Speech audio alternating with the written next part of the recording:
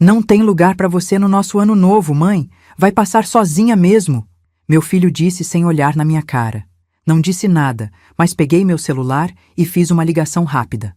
Meia hora depois, uma limusine parou na frente da casa. Quando meu filho viu quem tinha vindo me buscar para a festa, o sorriso dele simplesmente desapareceu. Faltavam 3 dias para o ano novo quando meu telefone tocou. Era terça-feira, por volta das 4 da tarde. Eu estava sentada na poltrona de leitura do meu apartamento em Botafogo, aquela poltrona de tecido bege que comprei há 15 anos numa liquidação e que sempre me acolheu nos dias difíceis. Havia um livro aberto no meu colo, um romance policial que eu vinha devorando há dias, mas naquele momento exato eu não estava lendo. Estava olhando pela janela para o pão de açúcar recortado contra o céu azul do fim de tarde carioca. O sol começava a descer, tingindo tudo de laranja e rosa, aquela luz mágica que só o Rio de Janeiro tem e que sempre me encheu de gratidão por viver nesta cidade. Meu celular vibrou na mesinha de centro. O nome que apareceu na tela fez meu coração dar um pequeno salto. André, meu filho, meu único filho. Atendi no segundo toque, uma chamada de vídeo com aquele sorriso automático que toda mãe tem quando ouve a voz do filho. Oi, meu amor. Minha voz saiu animada, esperançosa. Tudo bem?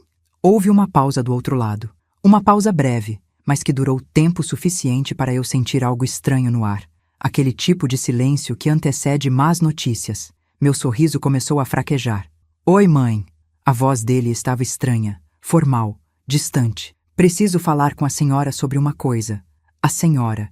Ele me chamou de senhora. Meu filho de 39 anos, que eu carreguei no colo, que eu amamentei, que eu embalei em noites de febre e pesadelo, estava me tratando como se eu fosse uma conhecida distante. Senti um aperto no peito, mas mantive a voz firme.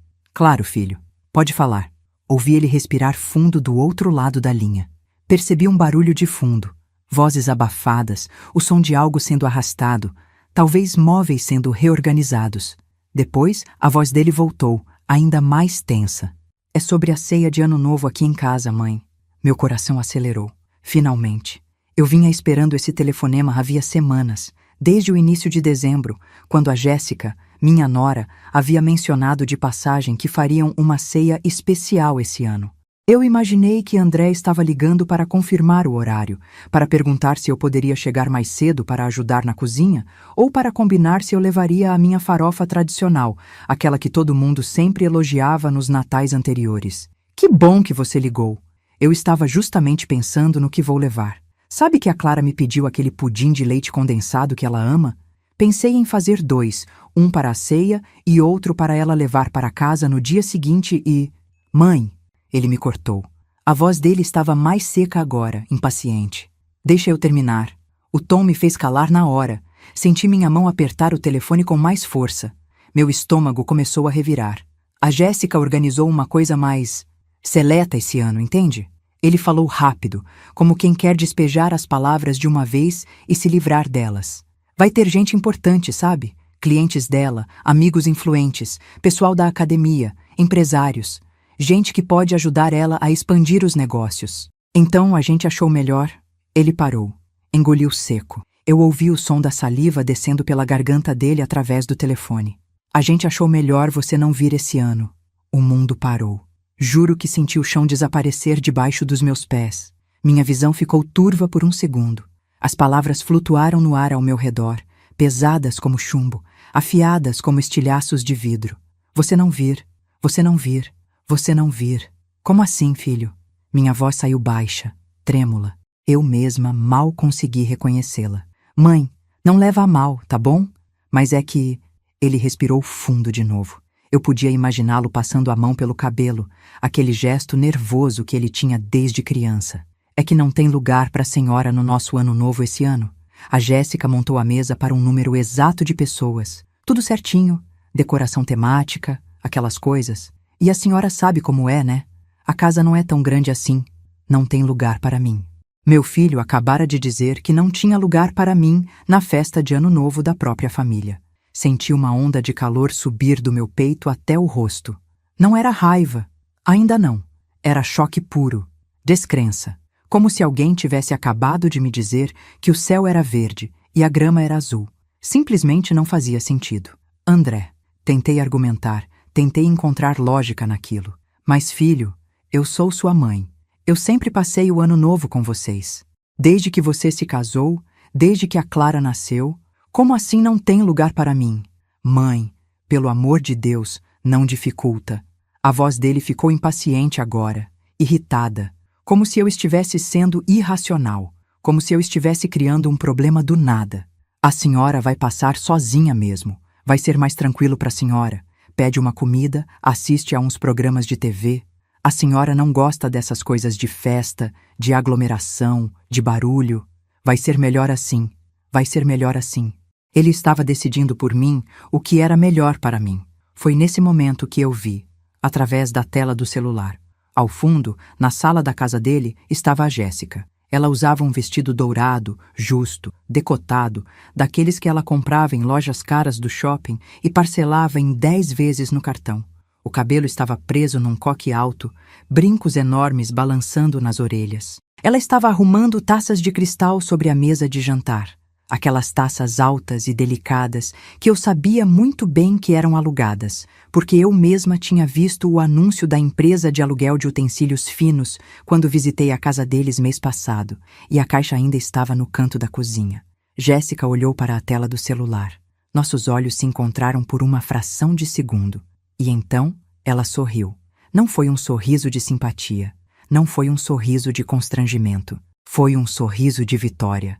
Naquele momento, eu entendi tudo. Isso não tinha sido decisão do André. Ou pelo menos, não tinha sido só dele. Isso tinha digital da Jéssica por toda parte. Ela tinha plantado essa ideia na cabeça do meu filho. Ela tinha convencido ele de que eu era um problema, um estorvo, uma peça que não se encaixava no quebra-cabeça perfeito da vida Instagram que ela vinha construindo há anos. Respirei fundo, muito fundo. Senti o ar enchendo meus pulmões, gelado, doloroso. Pisquei várias vezes para afastar as lágrimas que ameaçavam cair. Não, eu não ia chorar. Não agora. Não na frente deles. Entendo, filho. Minha voz saiu surpreendentemente firme, fria até. Então tá bom. É mesmo, mãe? Ele pareceu aliviado. Aliviado. Como se eu tivesse acabado de resolver um problema chato para ele. A senhora não está chateada? Chateada. Que palavra pequena, que palavra ridícula para descrever o que eu estava sentindo. Não, filho, está tudo bem. Forcei um sorriso que ele não podia ver, porque eu tinha desligado a câmera do meu lado. Aproveitem a festa de vocês. Obrigado, mãe. A senhora é 10. Feliz ano novo, tá? A gente se fala no ano que vem. Desliguei. Fiquei sentada ali na minha poltrona bege, com o celular ainda na mão, olhando para a tela preta. O silêncio do apartamento era ensurdecedor. Eu podia ouvir o relógio de parede na cozinha, fazendo tic-tac, tic-tac, tic-tac. Podia ouvir o barulho distante dos carros passando na rua lá embaixo. Podia ouvir minha própria respiração, pesada, irregular. Não chorei. Já passei da idade de chorar por quem não me merece. Mas dói. Dói de um jeito que eu não sei explicar. Dói num lugar que não tem nome, que não tem remédio. Dói porque esse menino, esse homem de 39 anos, que acabara de me descartar como se eu fosse um móvel velho que não combina mais com a decoração, esse era o bebê que eu segurei nos braços pela primeira vez há quase 4 décadas, na maternidade do Hospital São Lucas, numa manhã chuvosa de março. Eu lembro do cheiro dele, aquele cheiro de bebê recém-nascido, de leite e pele macia. Lembro do peso dele nos meus braços, 3,4 kg de vida pura, de futuro, de esperança. Lembro de olhar para aquele rostinho enrugado, para aqueles olhinhos fechados e pensar, eu vou dar tudo para esse menino. Tudo que eu tenho, tudo que eu sou, tudo que eu puder ser. E eu dei. Meu Deus, como eu dei. Quando o pai dele morreu, André tinha 11 anos. 11 anos e 2 meses. Foi num acidente de carro na Via Dutra, numa sexta-feira de chuva. Roberto estava voltando de uma reunião de trabalho em São Paulo. O caminhão perdeu o freio. Foi instantâneo, disseram. Ele não sofreu, disseram. Mas eu sofri. E o André sofreu. Lembro do velório, do caixão fechado, do André sentado na primeira fileira da capela, pequenininho naquele terno preto que compramos às pressas, os olhos vermelhos de tanto chorar. Ele me apertava a mão com força, com desespero, como se tivesse medo de que eu também fosse desaparecer. Mãe, não me deixa. Ele sussurrou no meu ouvido quando desceram o caixão. Por favor, não me deixa. Nunca, meu amor. Eu abracei ele com toda a força que eu tinha. Eu vou estar sempre aqui. Sempre. E eu estive. Trabalhei que nem uma louca para sustentar nós dois. Eu era gerente de recursos humanos numa multinacional. Um cargo bom, com salário decente, mas que exigia horas e horas de dedicação. Eu chegava em casa às 8, 9 da noite, exausta, com os pés doendo de ficar o dia inteiro de salto, com a cabeça latejando de tantas reuniões e decisões. Mas eu sempre reservava energia para ele. Fazia o jantar. Perguntava como tinha sido o dia na escola. Ajudava com a lição de casa. Sentava no sofá para assistir aqueles desenhos animados que ele gostava, mesmo estando caindo de sono. Lia histórias para ele dormir até ele completar 14 anos e ficar com vergonha, dizendo que já era grande demais para isso. Paguei escola particular, Colégio Santo Agostinho, um dos melhores do Rio, 15 mil reais por ano na época.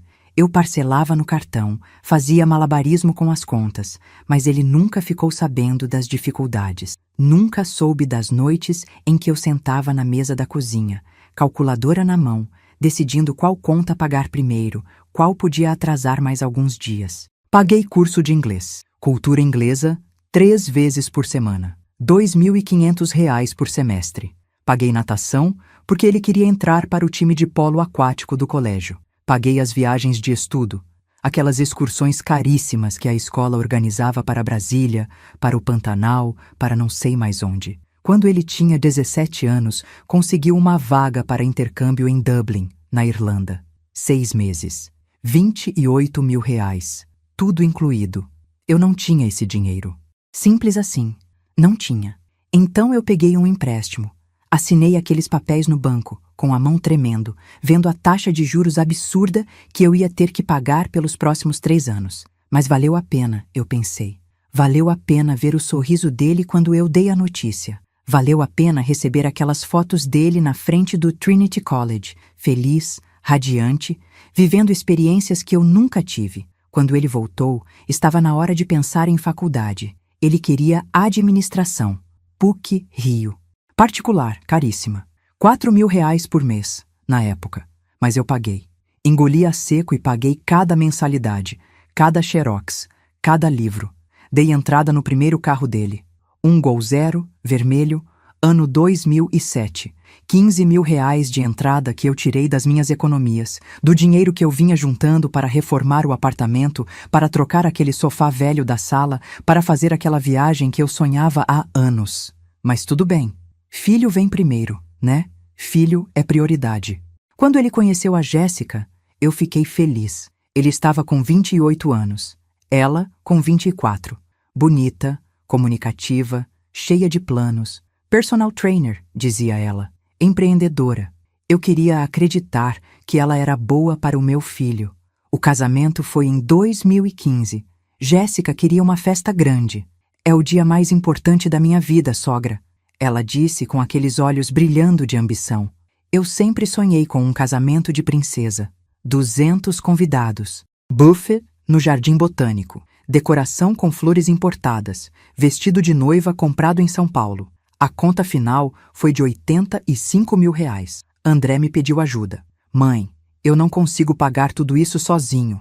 O pai da Jéssica disse que só consegue entrar com 20 mil. A senhora consegue ajudar? Eu conseguia. Eu sempre conseguia. Entrei com 35 mil reais, mais da metade das minhas economias na época. Mas eu pensei, é o casamento do meu filho. É uma vez na vida. Ele vai lembrar disso para sempre. E agora, 10 anos depois, ele estava me dizendo que não tinha lugar para mim na festa de Ano Novo. Levantei da poltrona. Minhas pernas estavam bambas, mas eu me forcei a andar até a janela. O pão de açúcar ainda estava lá. Imponente, indiferente ao meu sofrimento. O céu estava ficando roxo agora, aquele roxo profundo do crepúsculo carioca. Apoiei a testa no vidro frio da janela, fechei os olhos. E finalmente, sozinha, no silêncio do meu apartamento vazio, eu deixei uma única lágrima escorrer pelo meu rosto. Só uma, porque eu sabia, no fundo do meu coração partido, que essa história estava longe de terminar. Só que eles não faziam a menor ideia do que estava por vir. Me diz uma coisa. Se fosse você no meu lugar, ouvindo seu próprio filho dizer que não tem lugar para você na festa da família, o que você faria? Aceitaria calada? Explodiria de raiva na hora? Ou faria o que eu fiz? Deixa sua resposta aqui embaixo. Quero saber se você acha que eu agi certo ou se fui mole demais. Passei a noite do dia 29 de dezembro acordada. Não consegui dormir. Nem tentei, para ser sincera. Fiquei deitada na minha cama, de olhos abertos, olhando para o teto branco do quarto, ouvindo os sons noturnos do rio, o barulho distante de uma moto acelerando na avenida, o latido de um cachorro alguns andares abaixo, o vento fazendo as folhas da palmeira lá fora roçarem contra a janela, um som suave, quase reconfortante. Mas nada conseguia me reconfortar naquela noite. Minha mente era um turbilhão.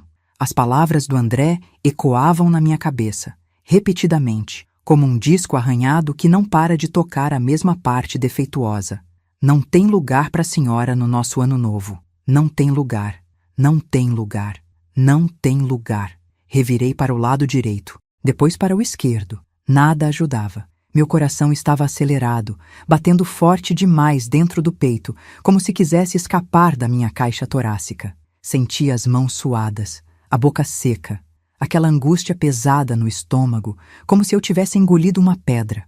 Não era só a exclusão da festa, era o que aquilo significava. Era o que aquilo revelava sobre como meu filho me via, sobre como minha nora me via, sobre qual lugar eu realmente ocupava na vida deles. Eu era um estorvo. Uma inconveniência. A mãe simples demais, antiquada demais, sem brilho suficiente para estar ao lado das pessoas importantes que eles queriam impressionar. Levantei da cama por volta das 3 da manhã. Coloquei o roupão e fui até a cozinha. Precisa fazer alguma coisa com as mãos, pensei. Preciso me mover, senão vou enlouquecer. Fiz chá, camomila com hortelã, daqueles que vêm em saquinho. Coloquei água para ferver na chaleira velha que herdei da minha mãe. Aquela chaleira de alumínio toda amassada que ela usava há 30 anos e que eu nunca tive coragem de jogar fora. O barulho da água fervendo foi quase meditativo. O vapor subindo, quente, úmido, embaçando a janela da cozinha. Sentei à mesa com a caneca quente entre as mãos. A cozinha estava escura, iluminada apenas pela luz fraca que vinha da luminária do corredor. Gostei assim. O escuro parecia apropriado para o que eu estava sentindo. Tomei um gole do chá. Queimou a língua, mas eu nem me importei. A dor física era quase bem-vinda. Pelo menos essa dor tinha uma causa clara, um alívio previsível. Comecei a pensar em todas as vezes que eu me anulei por ele. Lembrei daquela vez, há uns 5 anos, quando fui convidada para uma viagem à Europa com 2 amigas do trabalho. Barcelona, Paris, Roma, 15 dias, tudo planejado, passagens compradas. Eu estava empolgadíssima. Nunca tinha saído do Brasil. Aquela seria minha primeira viagem internacional. Então, o André me ligou. A Jéssica estava grávida. Complicações. Precisava ficar de repouso. Ele trabalhava o dia todo. Não poderia ficar com ela. Mãe, a senhora consegue vir ficar aqui com a gente por uns tempos? Só até a Jéssica melhorar.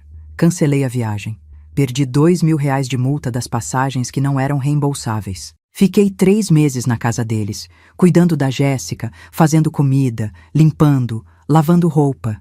Enquanto minhas amigas me mandavam fotos deslumbrantes da Torre Eiffel, do Coliseu, da Sagrada Família, eu estava ali, esfregando o chão da cozinha da minha nora, ouvindo ela reclamar que o suco de laranja estava muito doce. Nunca mais tive outra chance de viajar para a Europa.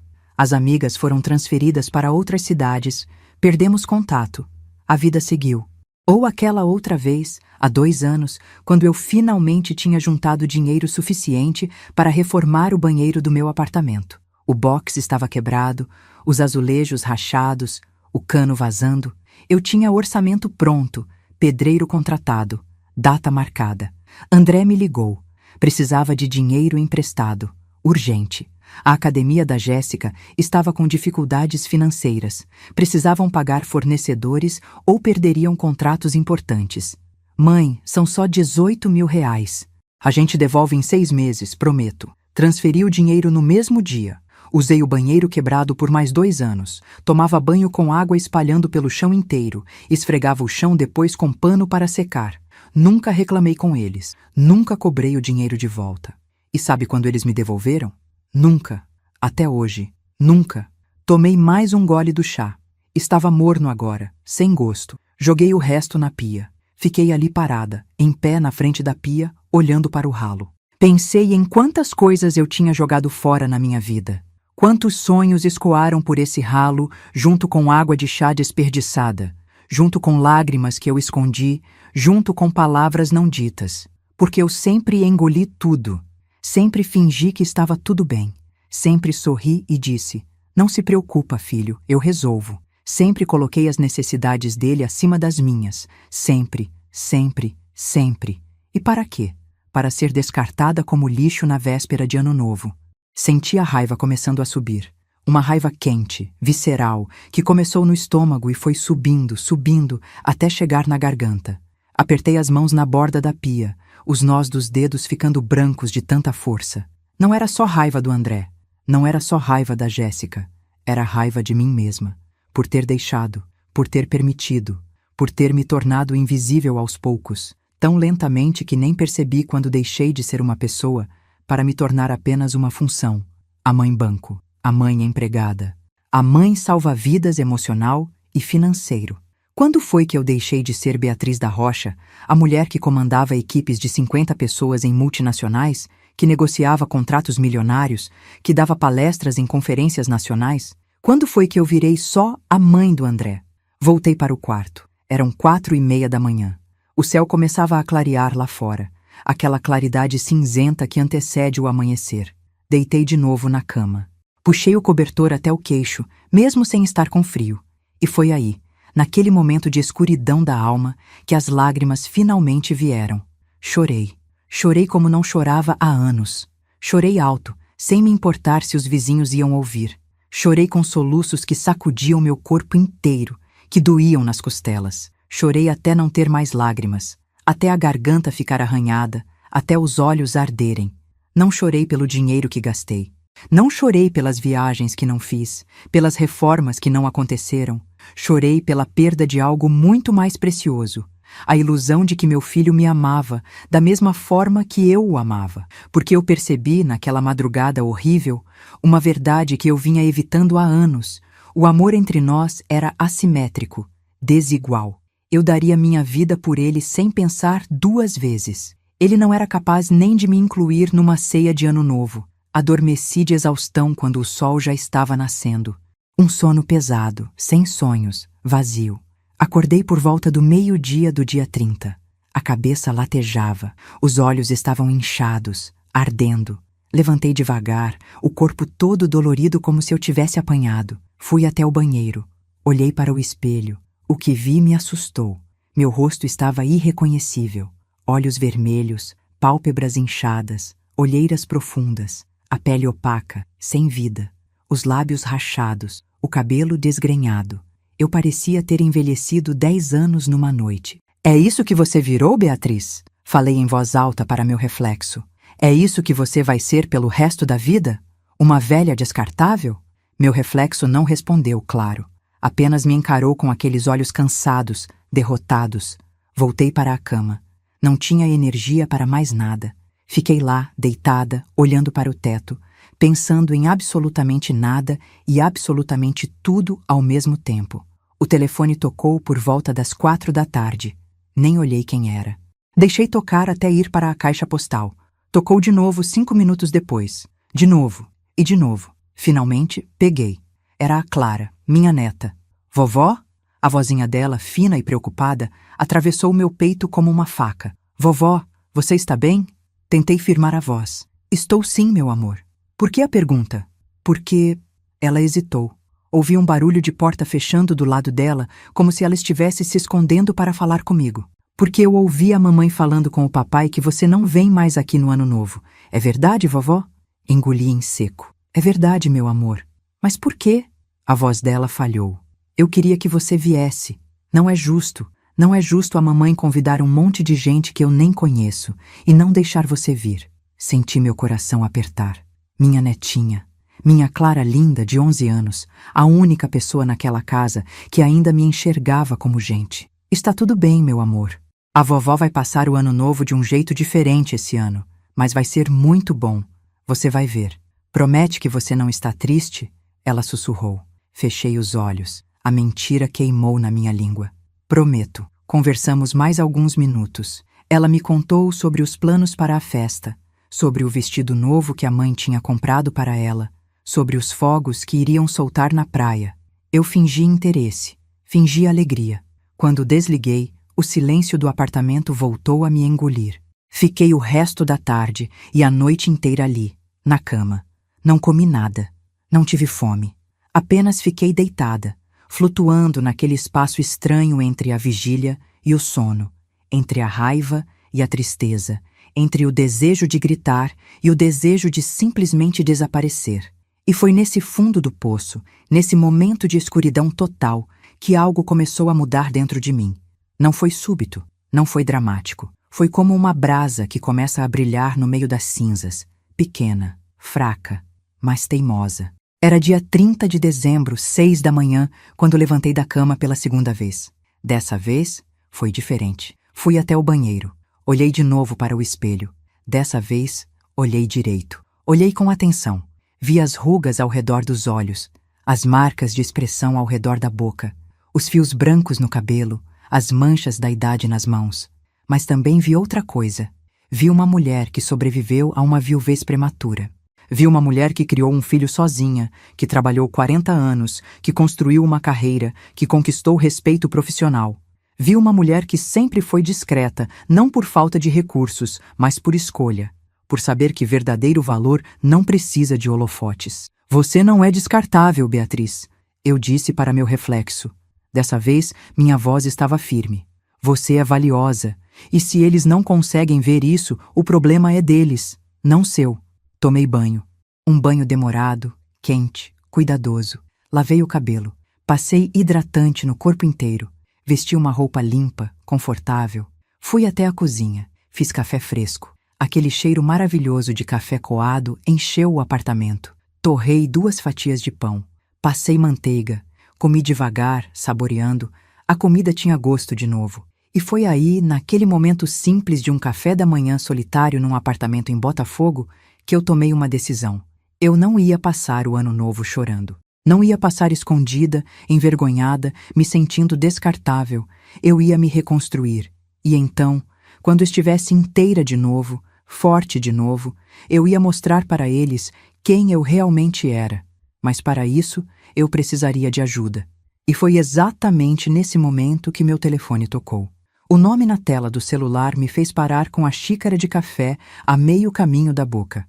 Nelson Barbosa. Fiquei olhando para aquele nome piscando no visor, meu coração acelerando de um jeito estranho, um misto de surpresa, confusão e algo que eu não conseguia nomear. Nelson Barbosa. Um nome que eu não via há décadas, mas que nunca tinha realmente saído da minha memória. Atendi no 3º toque, a voz saindo incerta. Alô? Beatriz? A voz dele atravessou os anos como se fossem dias, grave, calorosa, com aquele sotaque carioca carregado que ele nunca perdeu mesmo depois de morar tanto tempo fora. Beatriz da Rocha? Nelson. Falei o nome dele em voz alta e foi como invocar um fantasma do passado. Um fantasma bom, feliz, daqueles que a gente guarda com carinho numa gaveta secreta do coração. Meu Deus, Nelson, quanto tempo! Ele riu. Aquela risada que eu lembrava tão bem, espontânea, contagiante. 42 anos, para ser exato. Não que eu esteja contando. Sorri. Um sorriso verdadeiro. O primeiro em dias. Como você conseguiu meu número? Através do Sérgio Tavares. Lembra dele? Ele foi meu colega na faculdade e me disse que virou seu consultor financeiro há uns anos. Estávamos conversando outro dia, coisa de saudade, e seu nome surgiu. Pedi para ele me passar seu contato. Espero que você não se importe. Sérgio. Claro. Meu consultor financeiro há 25 anos. Um dos poucos homens em quem eu realmente confiava. Fazia sentido que ele e Nelson fossem amigos. Não me importo, não. Que surpresa boa ouvir sua voz. A surpresa boa seria ver seu rosto. Ele fez uma pausa. Estou no Rio, Beatriz. Passei o Natal em Búzios, na casa da minha filha, e resolvi ficar até depois do Ano Novo. Tenho um compromisso aqui, uma festa que estou organizando. Meu coração deu um pequeno salto. Você está no Rio agora? Hospedado num hotel em Copacabana. E foi justamente por causa da festa que eu liguei. O Sérgio me contou que você está sozinha no Réveillon esse ano. Que absurdo é esse, Beatriz? Uma mulher como você, sozinha numa data dessas? Senti meu rosto esquentar. Que vergonha! Sérgio tinha comentado com Nelson sobre minha situação patética, sobre como eu tinha sido descartada pelo próprio filho. É uma longa história, Nelson. Tentei manter a voz leve, mas saiu um pouco embargada. Então vem me contar pessoalmente. A voz dele ficou séria, mas gentil. Estou dando uma festa aqui no hotel onde estou hospedado. Cobertura, vista para a praia de Copacabana. Nada muito grande, umas 40 pessoas. Gente boa, interessante. Empresários, artistas, amigos antigos, comida excelente, champanhe francês, música ao vivo, e estaria infinitamente mais bonita com sua presença. Fiquei em silêncio. Minha mente estava girando. Nelson Barbosa me convidando para passar o ano novo com ele. Nelson Barbosa, o grande amor da minha juventude, o namorado que eu tive na faculdade de administração lá nos anos 80, o rapaz bonito, inteligente, cheio de sonhos, que foi estudar em Boston e nunca mais voltou, que construiu uma carreira brilhante no exterior, que virou empresário de sucesso, que eu acompanhava de longe, através de notícias de revista, de matérias na internet, sempre feliz por ele, sempre pensando, e se... Nelson, eu não sei, comecei a dizer, mas ele me interrompeu. Beatriz, não aceito não como resposta. Você merece passar a virada do ano rodeada de gente que te aprecia de verdade. Mando te buscar às 8 da noite do dia 31, vestido de gala. Prepare-se para brindar o ano novo do jeito que você merece. Havia algo na voz dele, uma firmeza, uma certeza que não deixava espaço para argumentos. Está bem. Ouvi minha própria voz concordando antes que meu cérebro pudesse processar. Eu vou. Excelente! Ele soou genuinamente feliz. Então está combinado. Até amanhã, Beatriz. Mal posso esperar para te ver depois de todos esses anos. Desligamos. Fiquei sentada ali, na mesa da cozinha, segurando o celular, processando o que acabara de acontecer. Nelson Barbosa me convidou para passar o ano novo com ele. Uma parte de mim, a parte prática, racional, que comandou minha vida por 64 anos, estava gritando que isso era loucura, que eu não conhecia mais esse homem, que 42 anos era uma eternidade, que eu provavelmente ficaria constrangida, deslocada, no meio de gente rica e importante. Mas outra parte de mim, uma parte que eu achava que tinha morrido, mas que aparentemente apenas hibernava, estava sussurrando algo diferente. Vá, viva. Mostre para você mesma que você ainda existe. Levantei da mesa. Fui até o quarto. Abri o guarda-roupa. Lá no fundo, protegido por uma capa de tecido, estava um vestido que eu não usava há anos. Um vestido vermelho vinho, elegante, de comprimento midi, com mangas 3/4 e decote em V discreto. Eu tinha comprado para a formatura da minha pós-graduação há 10 anos. Era de uma boutique cara, custou uma fortuna na época, mas era atemporal, clássico, o tipo de vestido que nunca sai de moda. Tirei da capa. O tecido estava perfeito, sem manchas, sem marcas de tempo. Levei até a janela para ver melhor a luz natural. A cor continuava vibrante, viva, as costuras impecáveis. Experimentei. Entrou perfeitamente. Eu estava 5 quilos mais magra do que 10 anos atrás, resultado de tanto nervoso, tanta angústia nos últimos meses. Então, ficou até melhor do que na época. Olhei para meu reflexo no espelho do quarto e, pela primeira vez em dias, vi uma mulher. Não uma mãe rejeitada, não uma avó descartada. Uma mulher, Beatriz da Rocha, 64 anos, ex-executiva, viúva, sobrevivente. Alguém que tinha vivido, amado, perdido, reconstruído. Alguém que merecia ser vista. Passei o resto do dia 30 cuidando de mim. Liguei para um salão de beleza que eu costumava frequentar e consegui marcar para o dia seguinte de manhã. Corte, hidratação, escova, manicure e pedicure. Uma limpeza de pele rápida. Separei o sapato que usaria com o vestido. Um escarpão de salto médio, confortável, em tom nude. Discreto, mas elegante. À noite, recebi uma mensagem de Sérgio Tavares. Beatriz, espero que não fique brava comigo por ter dado seu número para o Nelson. Ele me fez prometer não contar para você que estava procurando você. Queria ser surpresa, mas precisava ter certeza de que estava fazendo a coisa certa. Você merece passar um ano novo especial, minha amiga. E o Nelson é um homem bom. Aproveite, respondi. Obrigada, Sérgio, por tudo. Dormi bem naquela noite. Um sono tranquilo, reparador, sem pesadelos, sem ansiedade. Acordei no dia 31 com uma sensação estranha no peito. Era a esperança. Fui ao salão às 9 da manhã. 3 horas de cuidados. A cabeleireira cortou as pontas duplas, fez uma hidratação profunda, modelou meu cabelo em ondas suaves que caíam pelos ombros. A manicure pintou minhas unhas de um rosa nude elegante. A esteticista trabalhou minha pele até ela brilhar. Quando saí do salão ao meio-dia, me senti renovada. Cheguei em casa e comecei a me arrumar com calma. Não havia pressa, eu tinha o dia inteiro. Tomei um banho demorado. Passei um hidratante perfumado no corpo todo. Um creme com cheiro de rosas que ganhei de presente há tempos e nunca tinha usado. Sequei o cabelo com cuidado para não desfazer a escova. Fiz uma maquiagem discreta, mas caprichada. Base leve, blush suave, sombra marrom esfumada, máscara de cílios, batom cor de vinho combinando com o vestido. Vesti o vestido, coloquei os brincos de pérola que eram da minha mãe. Um colar delicado de ouro. O relógio fino que ganhei na minha aposentadoria. Calcei os sapatos. Peguei a bolsa de mão preta, pequena e elegante. Um chale de seda bege, caso esfriasse. Eram 5 da tarde. Ainda faltavam 3 horas para o carro chegar. Sentei na poltrona da sala. Peguei um livro. Mas não conseguia ler. Minha mente estava agitada demais. Foi então que o telefone tocou. André. Meu estômago revirou. Respirei fundo antes de atender. Alô? Mãe? A voz dele soava estranha, meio tensa. Onde a senhora está? Em casa, filho. Por quê? É que... Ele hesitou. A Clara está perguntando da senhora. Falou que queria te dar um abraço de ano novo antes da festa começar. A Jéssica disse que seria legal, sabe? Para Clara não ficar chateada. Será que a senhora pode dar uma passada aqui rápido? Só para acalmar a menina. Olhei para o relógio. 7h15. Um sorriso lento se formou nos meus lábios. Claro, filho. Estou saindo agora. Chego aí em 20 minutos.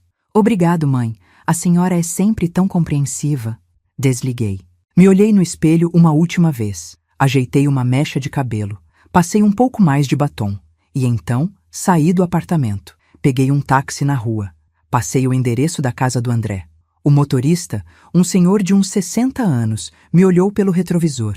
A senhora está linda, se me permite dizer. Sorri. Obrigada. Indo para alguma festa especial? A mais especial da minha vida. O trânsito estava tranquilo. Chegamos na Barra em 15 minutos. Eram 7h45 quando o táxi parou em frente ao condomínio onde meu filho morava. Um condomínio de classe média alta, com portaria, jardins bem cuidados, aquelas coisas que impressionam gente que precisa ser impressionada. Desci do táxi. Paguei a corrida. Respirei fundo. Caminhei até a portaria. O porteiro me reconheceu. Dona Beatriz, boa noite. Que elegância. Obrigada, seu Marcos. Sorri para ele. Pode avisar o André que estou subindo? Peguei o elevador até o 4º andar. Meu coração estava acelerado, mas não de nervosismo. Era excitação, porque eu sabia, com cada fibra do meu ser, que os próximos minutos mudariam tudo. Toquei a campainha. André abriu a porta e congelou. O queixo do André literalmente caiu. Não é expressão. Ele realmente ficou de boca aberta, olhos arregalados, parado na porta como uma estátua de sal. Me olhou de cima a baixo, 2 vezes, 3 vezes, como se não conseguisse processar o que estava vendo. Mãe, a voz dele saiu rouca, baixa. A senhora está... Não deixei ele terminar. Passei por ele e entrei. A casa estava empolvorosa. Música ambiente tocando num volume discreto. Cheiro de perfume caro misturado com comida gourmet. Vozes e risadas vindas da sala. Pelas frestas da porta, eu podia ver movimento, gente circulando com taças na mão. A decoração estava impecável.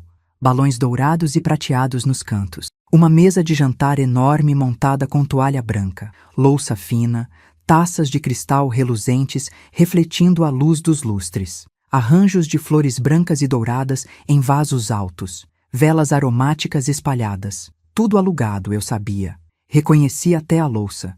Tinha visto o catálogo da empresa de aluguel outro dia numa revista na sala de espera do dentista. Vovó!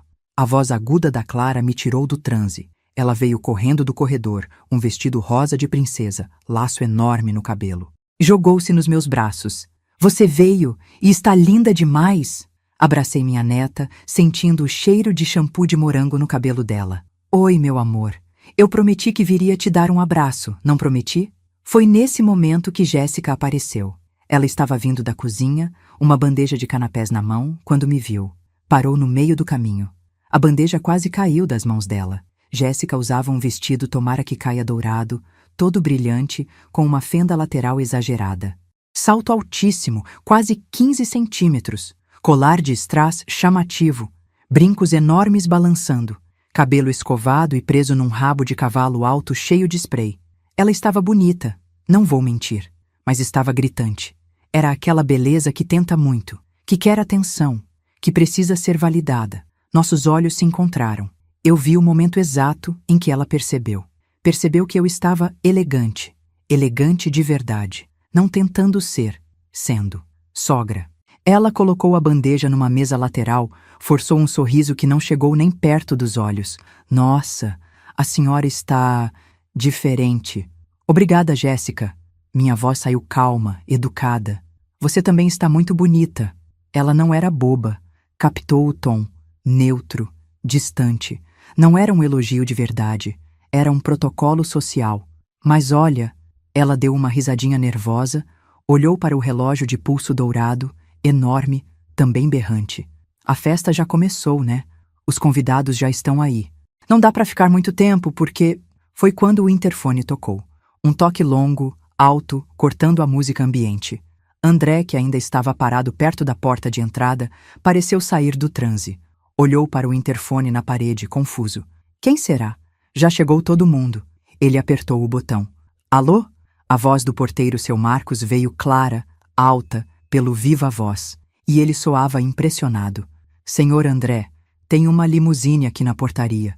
Uma limusine branca, enorme. O motorista está pedindo para subir. Disse que veio buscar a dona Beatriz da Rocha. O silêncio que caiu sobre a sala foi ensurdecedor. A música parecia ter ficado mais baixa. As conversas cessaram. Ouvi passos vindo em direção da sala de estar, convidados curiosos querendo saber o que estava acontecendo. André estava pálido. Limusine? Que limusine? Mãe, o que? Jéssica tinha os olhos arregalados. Sogra, o que está acontecendo? Alisando meu vestido com calma, ajeitei a alça da bolsa de mão no ombro. Olhei para meu filho, depois para minha nora. Sorri. Um sorriso pequeno, tranquilo, quase divertido. É minha carona, filho. Eu avisei que ia passar um ano novo maravilhoso, lembra? Dei um beijo na testa da Clara. Te ligo amanhã, meu amor. Feliz ano novo. E então caminhei em direção à porta. Mãe, espera. André veio atrás de mim. Que carona? Para onde a senhora vai? Quem... Me virei para ele. Coloquei a mão no rosto dele, num gesto de carinho genuíno. Porque eu ainda amava meu filho, apesar de tudo. Aproveitem a festa de vocês. Foi isso que vocês queriam, não foi? Uma noite seleta, com gente importante. Desci até a portaria sem olhar para trás. Quando as portas do elevador se fecharam, eu vi, através do vidro, a cara de choque do André, da Jéssica, e de uns 5 convidados que tinham vindo até o corredor para espiar. Lá embaixo, seu Marcos estava na porta boquiaberto. Dona Beatriz, que limusine é aquela?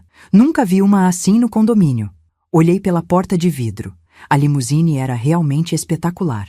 Branca, reluzente, enorme. As rodas cromadas brilhavam sob a luz dos postes. Os vidros fumês escondiam o interior.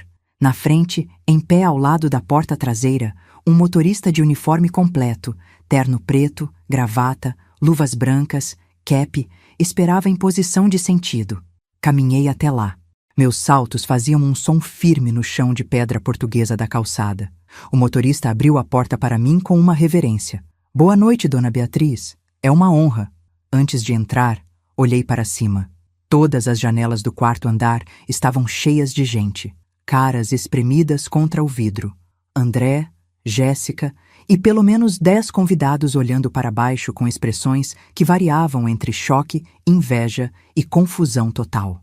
A Clara estava na frente, acenando com as duas mãos, um sorriso enorme no rosto. Acenei de volta para ela, e então entrei na limusine. O interior era de outro mundo.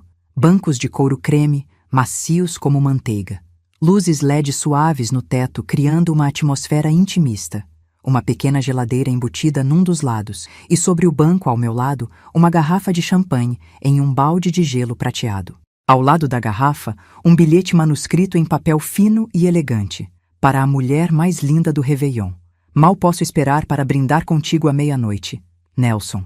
Encostei a cabeça no banco macio, fechei os olhos, respirei fundo. E então, sozinha no interior luxuoso daquela limusine, eu ri. Ri alto, ri livre. Ri com uma alegria que eu não sentia há anos. A limusine deslizou pelas ruas do Rio. O motorista era discreto, silencioso. Música clássica suave tocava em volume baixo. Pelas janelas fumês, eu via a cidade passando. As luzes de Natal ainda acesas em alguns prédios. As pessoas nas calçadas, vestidas de branco, se encaminhando para festas, praias, reuniões. Atravessamos a Barra. Passamos pela Avenida das Américas. Pegamos o caminho de volta para a Zona Sul. 20 minutos depois, a limusine parou na frente de um hotel que eu conhecia só de fotos. Um dos mais luxuosos de Copacabana. Fachada clássica, portaria com porteiro de libré, tapete vermelho na entrada. O motorista abriu minha porta. Desci. E lá, na porta do hotel, esperando por mim, estava ele, Nelson Barbosa. Cabelos grisalhos bem cortados, penteados para trás. Terno preto impecável, corte italiano. Camisa branca engomada, gravata de seda, abotoaduras de ouro nos punhos, sapatos de couro engraxados espelhando as luzes da portaria. Ele era mais alto do que eu lembrava, ou talvez eu tivesse esquecido o quanto ele era imponente. Ombros largos, postura ereta. Mas o sorriso era o mesmo de 42 anos atrás, largo, genuíno, iluminando o rosto inteiro. Nossos olhos se encontraram. Ele caminhou até mim. Pegou minha mão e fez algo que me tirou o fôlego.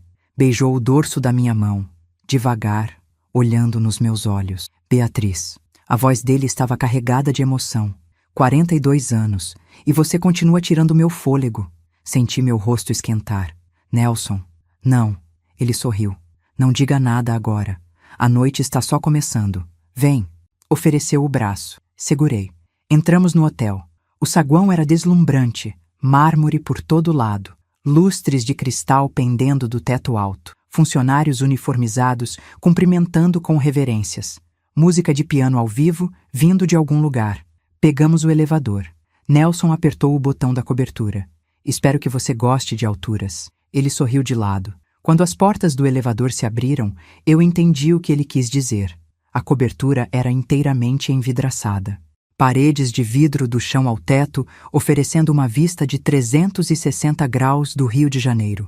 De um lado, a praia de Copacabana se estendia iluminada. Do outro, o Pão de Açúcar e o Cristo Redentor brilhavam contra o céu estrelado. A decoração era sofisticada sem ser exagerada. Móveis modernos em tons neutros. Mesas altas espalhadas estrategicamente. Garçons circulando com bandejas de champanhe e canapés. Uma pequena orquestra, violino, violoncelo, piano, tocando ao vivo num canto. E as pessoas.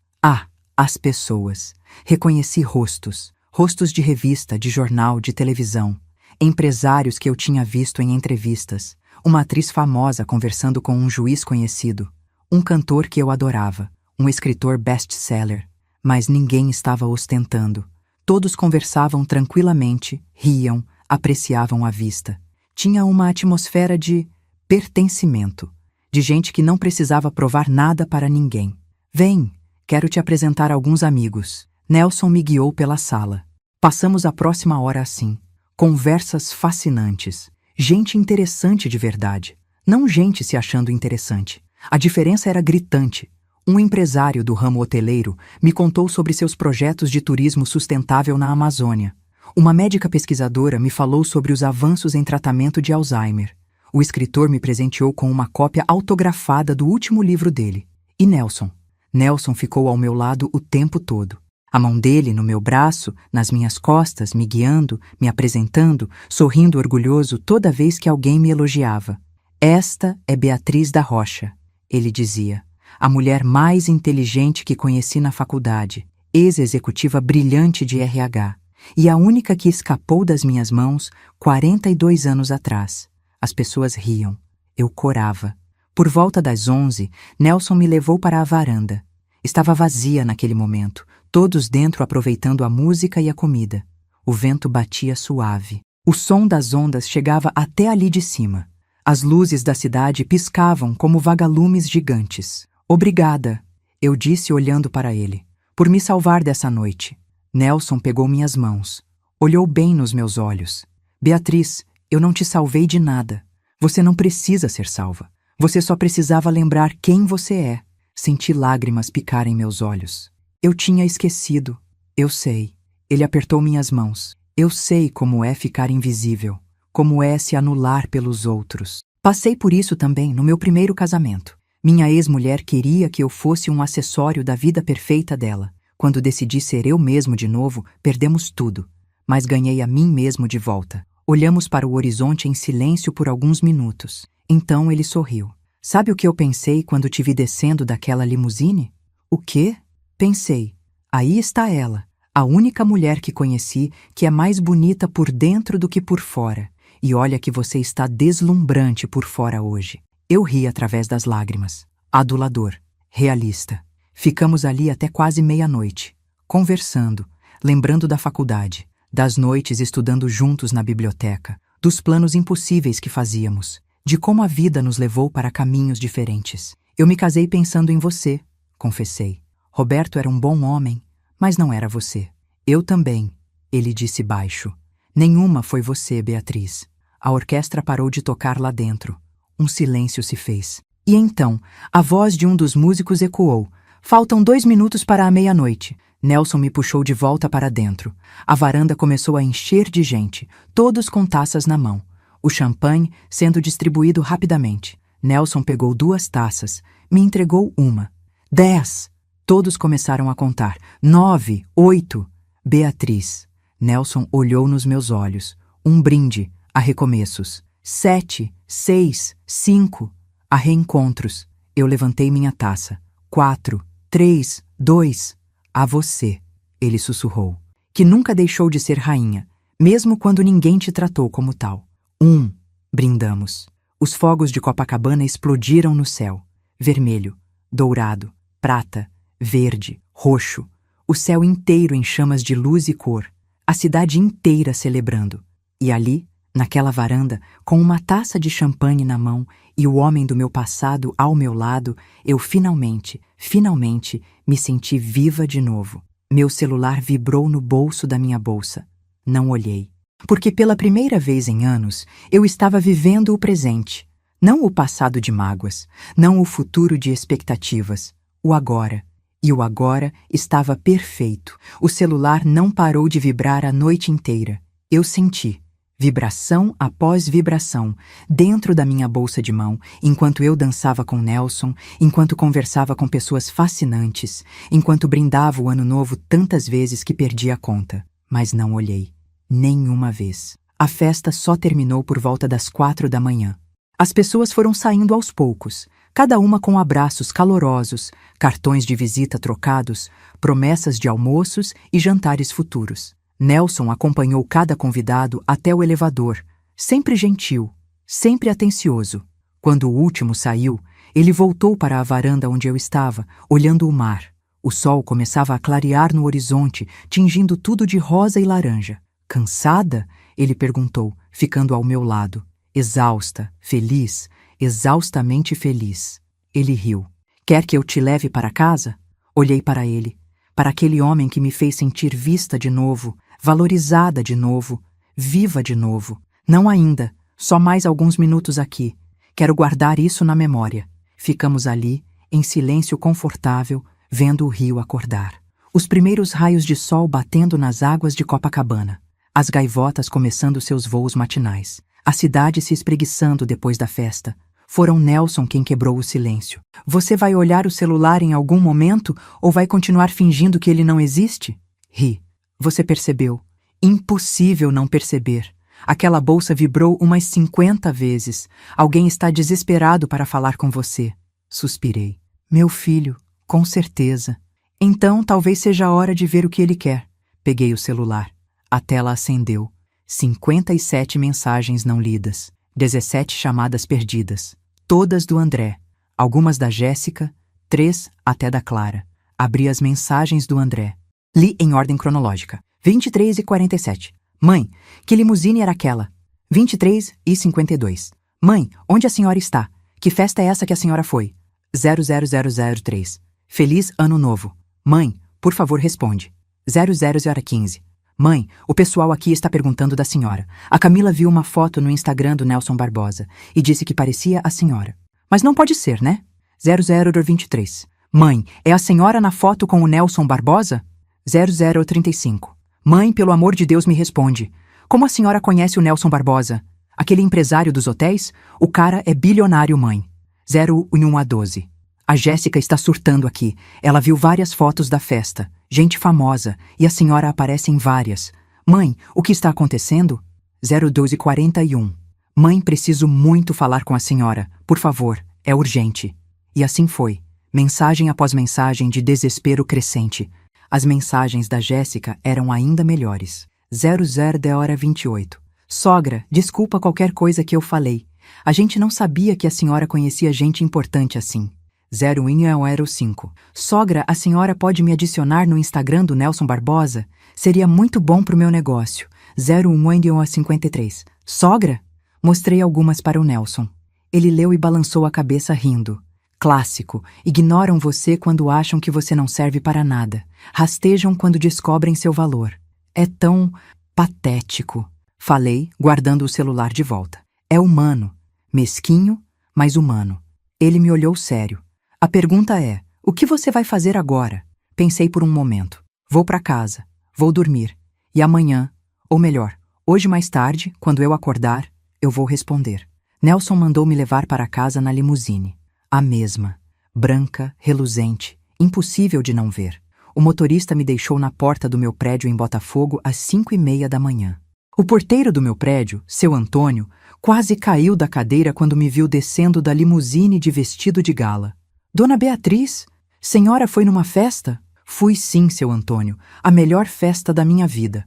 Subi para o apartamento, tirei o vestido com cuidado, pendurei na capa protetora de volta, tirei a maquiagem, tomei um banho rápido, coloquei um pijama confortável e então, pela primeira vez em dias, dormi o sono dos justos. Acordei às 2h. O sol entrava forte pela janela do quarto. Espreguicei, me senti leve.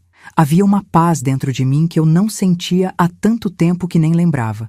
Levantei, fiz café, sentei na mesa da cozinha com uma xícara fumegante e finalmente, olhei direito para o celular.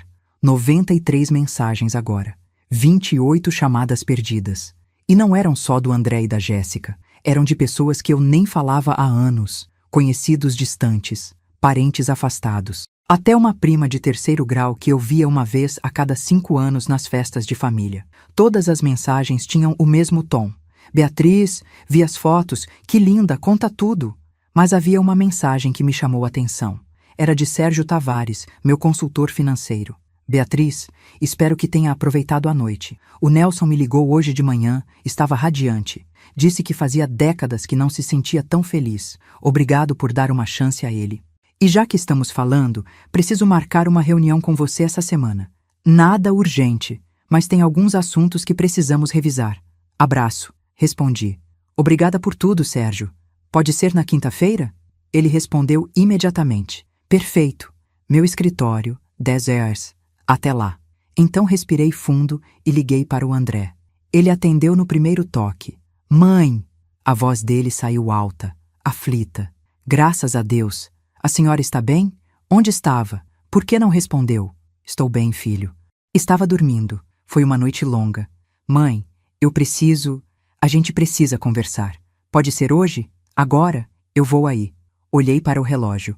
2h30 da tarde do dia 1º de janeiro. Pode vir. Mas sozinho, André. Só você. Houve uma pausa. A Jéssica quer vir também. Eu disse sozinho. Outra pausa. Mais longa. Tá bom, mãe. Tá bom. Saindo agora. Desliguei. Troquei o pijama por uma roupa simples. Calça jeans, blusa branca de algodão. Prendi o cabelo num coque baixo. Nada de maquiagem. Eu não precisava me arrumar para essa conversa. O interfone tocou 40 minutos depois. Dona Beatriz, seu filho está aqui. Pode mandar subir, seu Antônio. Abri a porta antes dele bater. André estava no corredor, de bermuda e camiseta, cabelo bagunçado, olheiras profundas. Parecia que ele também não tinha dormido. Oi, mãe. Ele me abraçou. Aquele abraço apertado, meio desesperado. Retribuí, mas sem a intensidade de sempre. Deixei os braços caírem primeiro. Entra. Ele entrou. Olhou ao redor do apartamento como se estivesse vendo pela primeira vez. Sentou no sofá, nervoso, as mãos entrelaçadas, a perna balançando sem parar. Sentei na poltrona em frente. Esperei. Mãe, Ele começou. Parou. Respirou fundo. Eu preciso te pedir desculpas. Fiquei em silêncio. Eu fui um idiota. Ele continuou, a voz tremendo. Um idiota egoísta. A senhora é minha mãe. A senhora me criou sozinha. Trabalhou tanto, me deu tudo. E eu te excluí da nossa festa porque a Jéssica disse que não ia combinar com os convidados. Ainda não falei nada. Mas, mãe, eu não sabia. Eu não sabia que a senhora conhecia o Nelson Barbosa. Eu não sabia que a senhora tinha contatos assim que... Levantei a mão. Ele parou de falar na hora. Para, André. Para aí mesmo. Minha voz estava calma, mas firme. Você está pedindo desculpas pelo motivo errado. Ele piscou, confuso. Como assim? Você está se desculpando porque descobriu que eu conheço gente importante, porque viu que eu frequento lugares caros, porque de repente eu me tornei útil de novo para você e para a Jéssica. Não, mãe, não é isso. É sim, cortei. É exatamente isso. Se eu tivesse passado o ano novo sozinha no meu apartamento, comendo uma comida congelada, assistindo televisão, você estaria aqui agora? Estaria pedindo desculpas? Ele abriu a boca. Fechou. Não tinha resposta. Vou te contar uma coisa, filho. Eu sempre tive uma vida discreta por escolha. Sempre ganhei bem. Sempre investi com inteligência.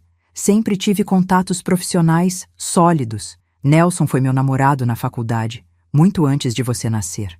Nós perdemos contato quando ele foi estudar fora, mas ele nunca deixou de ser meu amigo. O Sérgio Tavares, meu consultor financeiro, é amigo dele. O mundo é pequeno. André estava pálido. Eu nunca ostentei porque não é meu estilo. Não preciso impressionar ninguém. Mas você... Olhei bem nos olhos dele. Você se envergonhou de mim. Não porque eu sou pobre, mas porque você achou que eu era simples demais, sem brilho suficiente, sem status suficiente. Mãe, Você esqueceu, André, que fui eu quem te ensinou que caráter vale mais que aparência, que respeito vale mais que dinheiro, que família não se mede por utilidade. Ele começou a chorar, lágrimas grossas descendo pelo rosto. Me desculpa, mãe. Me desculpa, me desculpa, me desculpa. Levantei, fui até ele, sentei ao lado dele no sofá, peguei a mão dele. Eu te perdoo, filho, porque eu te amo, porque você é meu filho e isso nunca vai mudar. Ele me abraçou, soluçando. Mas, continuei, afastando ele gentilmente para olhar nos olhos dele. As coisas vão ser diferentes agora. Ele secou as lágrimas. Como assim? Você e a Jéssica vão me tratar com respeito, não porque eu conheço gente importante, mas porque eu sou sua mãe e mereço respeito. Ponto. Ele assentiu freneticamente. Sim, sim, claro. Segundo, nunca mais vou emprestar dinheiro sem combinações claras de devolução. Aqueles 18 mil reais da academia da Jéssica, eu quero de volta, em parcelas com data combinada. Não é sobre o dinheiro, é sobre o respeito. Ele engoliu seco. Tudo bem, a gente vai pagar, mãe, eu prometo. Terceiro, vocês vão parar de viver essa vida de aparências às custas de dívidas. Eu sei que essa casa é alugada, não comprada. Sei que a decoração da festa foi alugada. Sei que vocês estão sempre no limite do cartão de crédito tentando parecer o que não são. Ele ficou vermelho. A Jéssica não é sua única responsabilidade nessa história, André. Você é um homem adulto. Você escolhe. E você tem escolhido viver uma mentira para impressionar pessoas que não importam. Silêncio pesado. Eu não vou mais financiar essa ilusão, continuei. Não vou mais dar dinheiro toda vez que vocês estiverem apertados porque gastaram além do que podiam. Vocês são adultos. Se virem. Entendi, mãe. Por último, a Clara. Eu quero ver minha neta sempre que eu quiser, sem precisar de permissão, sem ser tratada como inconveniente, porque ela é minha neta e eu a amo. Claro, mãe, sempre. Respirei fundo. Tudo isso é inegociável. Se você e a Jéssica concordarem, continuamos nossa relação. Se não, deixei a frase no ar. André me olhou com os olhos ainda molhados. A gente concorda, mãe. Eu vou conversar com a Jéssica. A gente vai mudar, eu prometo.